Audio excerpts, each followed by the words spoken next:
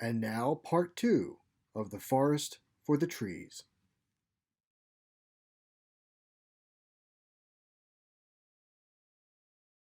Several hours into their trek, Tellervo warned of two demons approaching, each carrying human victims. As the group ducked behind nearby trees and undergrowth, Urbanus whispered, "We should let them pass, then attack from behind." "Unwise," Tellervo said. "There are 6 others within earshot. You would be quickly outnumbered. We must continue moving. Undoubtedly, we'll encounter more of the same until we're clear of Ajataro's territory. Wait here until I determine the safest." Tellervo's eyes widened as she looked beyond Petrus. All heads turned at the sound of leaves crunching underfoot. Something was moving among the trees. Everyone fell silent, weapons raised in anticipation. After a moment, the newcomer stepped into view just 20 feet away. Caissa covered her mouth to stifle a gasp. Krita stood before them, hair disheveled, clothes filthy and torn. She stared directly at her parents with a vacant expression, as if they were strangers. Urbanus charged toward her, but Vainamorden pulled him back. "No. Ajatara knows we're here. She's trying to draw us out. It's no coincidence that your daughter happens to be here when there are half a dozen Pirus close by." "How do you know it's a trap?" Petrus said. "Because there are 2 serpents lying in wait," Tellervo replied. "One is hiding in the underbrush behind that line of birch trees off to the right, and the other is still far off but closing in behind the girl. The 4 of us should be able to defeat 2 demons." Petrus turned to Vainamorden, but the old man was gone. "Damn fool, where did he go?" Krita cried out, turning toward a tangle of wild shrubs where Vainamorden stood over a dead snake, cleaved in half. He wiped the blade of his sword on a nearby birch. "Demon filth." He returned the sword to its scabbard and approached the girl. Caissa and Urbanus ran to their daughter. "Whatever you do, hurry," Tellervo warned. Caissa hugged her daughter. "You're safe now." "Of course I am, for Ajatara is always with me." Slowly, Caissa pulled back, eyes wide. "She has become a witch." Vainamorden stepped up, placed his hands on either side of Krita's face, and spoke in a serene voice. "What is Ajatara's purpose here, child? Why does she attack the villages and harvest mortals from the forest?" "She is raising an army to wage war against the Christian god." "She is wasting her time. Mortals cannot kill gods." "We will not remain trapped in our corporeal forms for much longer. When Ajatara's forces are amassed, we shall gather as one and abandon our earthly bodies. Our immortal souls will follow Ajatara and Perkele to war." "Perkele would not ally himself with the mother of evil." "Believe what you will. It is happening. You cannot stop us." "Hear my voice, Krita. Throw off the cloak of evil that clouds your thoughts and blinds you from the light." Krita struggled to pull away from Vainamorden's grasp, but her gaze remained fixed on his. "Hold her steady." Urbanus dropped his sickle and embraced his daughter, pinning her arms to her sides as Vainamorden continued. "Let my voice guide you out of the darkness, child." Krita jerked her head back. "No." 4 more Pirus are closing in," Tellervo warned. "Be ready to fight, Petrus," Vainamorden said as Krita began trembling. "Let Ajatara's poison flow from your mind, Krita. Release it from your heart." "No." Tears streaked her face. Then, "Help me. You are stronger than Ajatara. Follow my voice to the light. Reach out to me, child. Your mother and father are here with arms open. They are here with me in the light." Krita reached up and clutched his forearms, her face taut. "She's in my head." Vainamorden smiled. "Not anymore." With that, Krita collapsed. And Ajatara screamed. Her momentary anguish echoed through the vast cave in the northern forest. She cradled her head in her hands until the pain subsided. "What happened?" Ajatara twisted her serpent waist to find Perkele approaching from behind her. Although he was nearly 7 feet tall, Ajatara took pleasure in the fact that he still had to look up to address her. When she drew herself to her full height, her bare breasts were always at eye level to him. This amused her, and Ajatara often flaunted herself in an attempt to make him uncomfortable, for she knew Perkele found her repulsive. While one side of her face was reptilian, the rest of her upper body was human in appearance, supported by a snake's tail of emerald green, over 8 feet in length.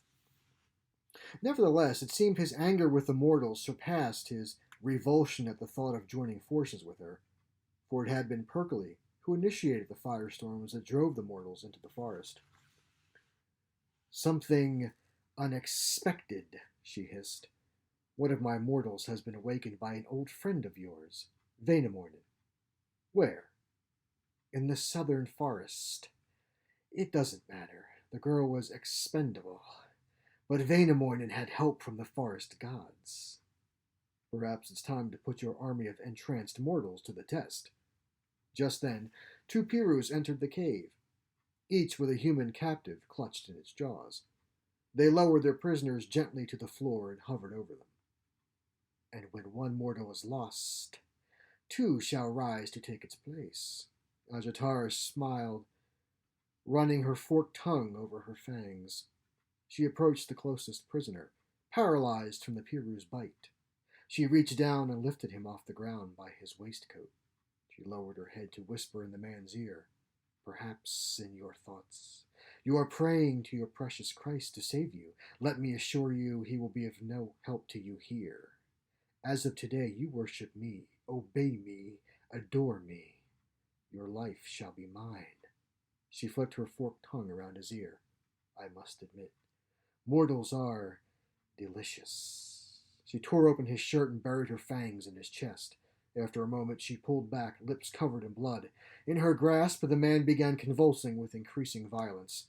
With a grin, she released him and watched in delight as he writhed and squirmed on the floor. Finally, his seizure abated, and the man lay in a fetal position, moaning softly. "Rise," Ajatara commanded. The man stood, his expression blank. "Speak." "My life for you," the man said. Ajatara stroked his face with a clawed finger. "Perkele, when I am finished with the other prisoner, we will take my army south and destroy Wainamoinen. I shall then convert whatever mortals he managed to rescue." "What of the tree gods?" "Once we're finished, feel free to rain down fire from the sky and burn the forest as you did the villages. Then finally, we shall move against the Christian God."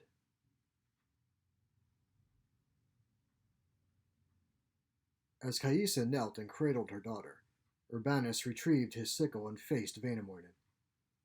"What have you done to my daughter?" The old man smiled thinly. "She will awaken momentarily and be completely free of Ajatara's influence." Petrus turned to Tellervo. "Where are those 4 demons you mentioned?" "They are already upon us." Abruptly, Wainamoinen spun and hurled his spear. At first, Petrus saw no target, until a blue and red snake leapt from behind a stretch of overgrown weeds. The weapon found its mark in the creature's belly. It landed several feet from Petrus, contorting its body until the spear shook loose. He raised his axe as the snake turned toward him, but was saved the trouble when Tellervo drove several sharpened branches into the beast's head. Another Piru reared up behind Urbanus and lunged. He dove to one side and slashed his sickle into its tail. The serpent shrieked and curled back on itself, catching Urbanus by a thigh and dragging him along the ground until he buried the point of his weapon into its eye. The snake dropped him just before losing its head to Wainamoinen's sword. "There are 2 more!" Petrus shouted. Tellervo's face emerged from a pair of inosculated birch trees to his left. "Not any more."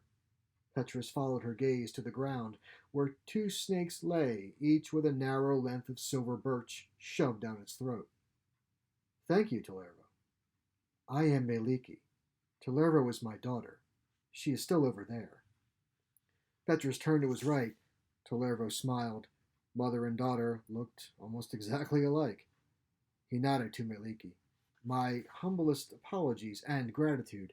May I say that your daughter has saved my life at least twice in as many days. My name is Petrus." He gestured toward the others.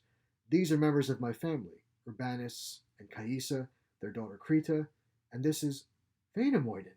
Meliki smiled. "I did not know you had returned." Petrus looked from one to the other. "You know each other?" Wainamoinen grinned. "Since ages past, before the first mortal stepped foot on this soil." He reached out and placed a gentle hand on a branch. of the intertwined birches. I have missed you and your family. Your daughter has been an invaluable guide. How is your husband these days?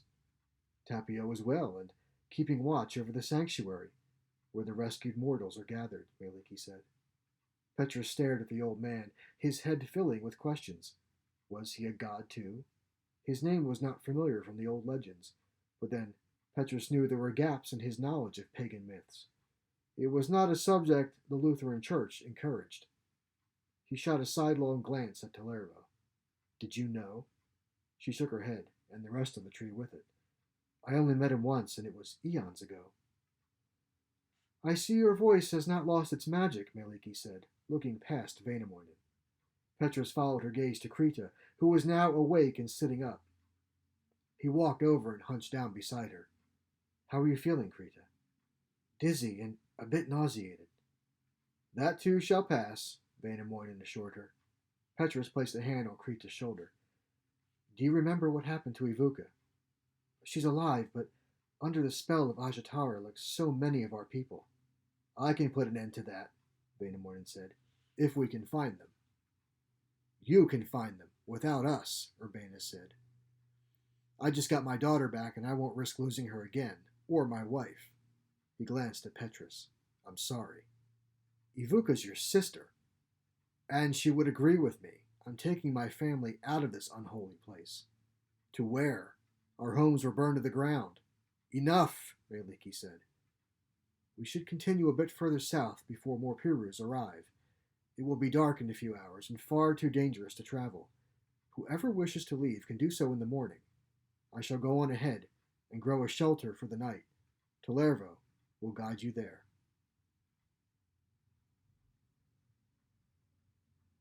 Are you a god like the others? It's hardly my place to tell you what to believe, Petrus. Surrounded by a wide circular wall of slim silver birch trees, the group sat around a fire in the center of the shelter. All around them, berries and mushrooms grew ripe for picking. Outside, mother and daughter goddesses stood watch. But exorcising demons is a power reserved only for Jesus and his apostles. Vainamoinen tossed a few more dry branches into the fire. All I can tell you is that I'm known for having an exceptionally persuasive voice.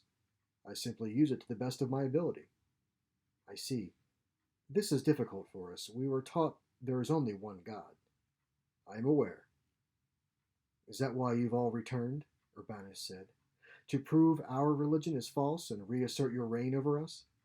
The old man shook his head. We're only here to stop Ajatara, and hopefully send her to Tuonela where she belongs.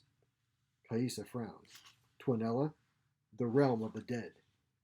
Everyone stared at Vainamoinen for a moment before exchanging awkward glances. Please don't think us ungrateful, Kaisa said. But why are you helping us? She waved toward the trees. And by you, I mean all of us pagan gods? This land was our domain for eons, and to it we pledged our stewardship. Your ancestors worshipped us, yes, but also relied upon us for protection and, at times, their very survival. We provided for them when needed. We're not about to abandon our duty now, even if your faith in us has drifted away. What about Perkele? Petrus said. If he is not the devil, then why has he allied himself with Ajatara? Why would the god of the sky and harvest curse us with famine, and then send fire down upon us from the heavens to burn our homes and drive us into demon-infested forest? It is not the work of Perkele. But Tellervo said, there are many trickster demons in the forest, Petrus. If left unchecked, who knows what havoc they could unleash? Then, where is Perkele? Vainamoinen turned his gaze to the fire and sighed. That I do not know.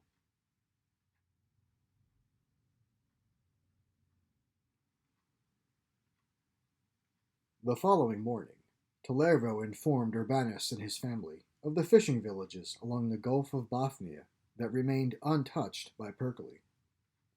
I will lead you there and provide plenty of food along the way. Enough to make an offering to the villagers when you arrive. They may be more willing to take you in. Say nothing of what you experienced here, Maliki warned, else you run the risk of them killing you as pagans. Tell them only, that you are fleeing the attack on your village. No matter what happens, Petrus added, warn everyone you encounter to remain out of the forest until I return. And if you do not return, Kaisa said. Please be careful, Maliki continued. There is a risk that you could find yourselves quickly outnumbered by Pirus. Perhaps I can even the odds, an unfamiliar voice called from above. All eyes turned to a gray owl perched atop one of the birch trees. As it swooped down to the forest floor, its body undulated and stretched. In a matter of seconds, the feathers on its massive wings retracted into lithe human arms, while those on its body extended into a flowing silver gown, and the bare feet of a young woman gracefully touched ground. Petra stared at her yellow eyes as she approached. Will the marvels never cease? Vainamornin smiled. Tuliki! I was wondering when you'd arrive. I've been here for quite some time, hovering overhead. What news do you bring, daughter? Maliki said. Ajatara and Perkele are assembling their army. They are on their way here with intent to kill Vainamornin and take the mortals from the sanctuary. She's delusional. Vainamornin turned to Petrus. But if she is bringing her beguiled army to us, your wife will likely be among them. Will you be able to save her as you did Krita? I intend to save them all, Petrus. You have a plan, then? Vainamornin paused. Of course I will by the time we reach the sanctuary. Tuliki turned to Urbanus. I would be happy to escort you and your family safely out of the forest. Talervo's talents would be best utilized against Ajatara's forces. In that case, Talervo chimed in, you should depart as soon as possible and take advantage of the daylight. It's 2 days to the coast. Urbanus placed a hand on Petrus's shoulder. Find my sister. Bring her back to us. Petrus embraced each of his family members in turn. May God protect all of you from the demons. Do not worry, Tuliki interjected. All eyes turned to the goddess and the 6 gray wolves surrounding her. With a smile, she spread her arms. As I said, perhaps I can even the odds. For Petrus and Vainamornin, the first day's journey passed mostly in silence, for fear of attracting more Pirus. By nightfall, however, Maliki announced that they had passed beyond Ajatara's territory. Another small shelter was constructed, and this time, Talervo and her mother joined Petrus and Vainamornin near the fire. Tell me, Petrus, what was your life like before the famine? Quiet, uneventful. I was raised on a farm, but when I was very young I learned carpentry from my uncle, and eventually became a journeyman under a master who happened to be Ivuka's father. And so romance bloomed, Talervo said, as white kielos, lilies of the valley, sprouted from the ground around them. Petrus laughed as he plucked a cluster of flowers. Yes, romance bloomed. Ivuka and I were married a year later. I built our house in the village, and we talked about starting a family. He twirled a stem between his thumb and forefinger. That first year, most of our crops were ruined by weeks of frost that continued well into spring, but we persevered with our reserves and what little we harvested at the end of summer. Everyone thought it was just a fluke, that the next season would produce the bounty we'd been blessed with in years past. Petrus tossed the flower into the fire. That was 3 years and 700 deaths ago, maybe more, I lost count. We slaughtered every animal for food, cattle, horses, dogs, cats. When they were gone, we went for days without food, or subsisted on bark bread. We ventured into the forest to pick what berries the frost hadn't destroyed and hunted what we could, but it was never enough to feed everyone. And after surviving for this long, my wife is taken from me by the devil in the blink of an eye. It can't end this way. I assure you, it shall not. Petrus looked up at Vainamornin, but the voice that had spoken was not his. Do not be alarmed, Maliki said. My husband takes some getting used to. Tapio. Petrus stood, turning slowly in search of the god's face among the surrounding birches. Which tree is he speaking from? All of them. Wife of mine, Tapio bellowed, are you and Talervo escorting yet more wayward wretches to our sanctuary? Vainamornin rose to his feet. I beg your pardon, you old brittle, petrified, overgrown shrub. Petrus felt every muscle tense. Wainamoinen, what are you... How dare you speak to me? Wait a minute. I know that voice. Tapio paused. Wainamoinen, you ancient, shriveled, prune-faced excuse for a wizard. Well, you're not as senile as I expected. Who could forget such a hideous countenance as yours? Afraid to move, Petrus shifted his gaze to Miliki. She rolled her eyes. Men, then to Tapio. As if you didn't know, Wainamoinen had returned the moment he stepped foot in the forest. Woman, why must you spoil our fun? That old buzzard and I have not seen each other in centuries. This is almost like a family reunion. Complete with a few unwanted relatives, Wainamoinen added. Ajatara, yes. Tapio lowered his voice to a mild rumble. I'm not certain what to do about her. And can you actually believe that Perkele is involved with that beast? No, but I have some ideas about that. When we arrive at the sanctuary tomorrow, let us discuss it.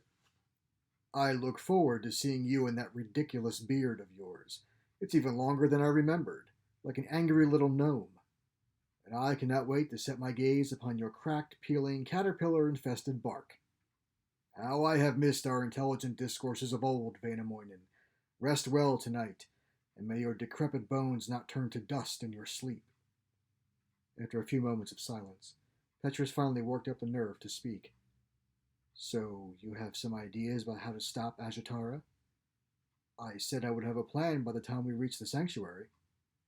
We're getting closer to the sanctuary. I am getting closer to having a plan.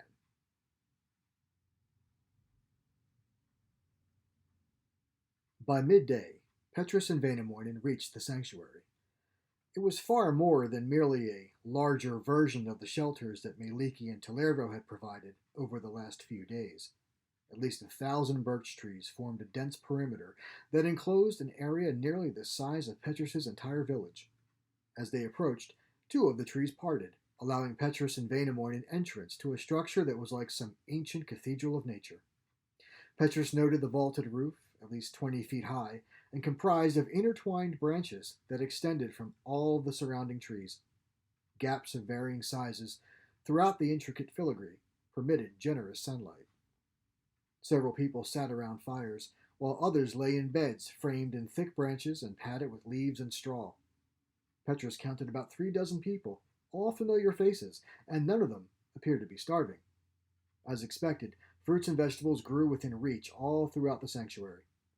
As the newcomers made their way to one of the closest fires, several people waved and called to Petrus. A pair of strong hands gripped his shoulders and spun him around. It was Johannes, the farmer with whom Petrus had been paired during their search party a few days ago. Petrus, I thought you were taken by one of the giant snakes. Very nearly, but I had some help. Yes, from these pagan creatures. Careful, Wainamoinen warned. The walls have ears. And they did save our lives, Petrus added, but we have a larger problem. By now, the others had gathered around and were listening intently. If you thought the few snakes you saw before were frightening, there are more coming, as well as members of our families who have fallen under the spell of Ajatara. Yes, we were told as much by the talking trees, a woman said. Most of us didn't believe them. Wainamoinen excused himself and wandered off to speak to Tapio, leaving Petrus to impart the details of his experiences in the forest, beginning with his encounter with Tellervo. All the while, eyes widened, jaws dropped, and heads shook. So please, Petrus concluded, show some measure of respect to those trying to help us. I realize their existence is contrary to our Christian faith, but the Lord works in ways we cannot always understand. There were grumbles and murmurs among his audience, but eventually they agreed. One of the farmers stepped forward from the back of the group. So how do we fight this army of snakes? We have no weapons. You will have weapons by tomorrow morning, Wainamoinen replied as he rejoined Petrus. Axes, swords, shields, enough for all of you. And how do we exorcise the devil out of our people? The woman asked. Wainamoinen grinned. Leave that to me.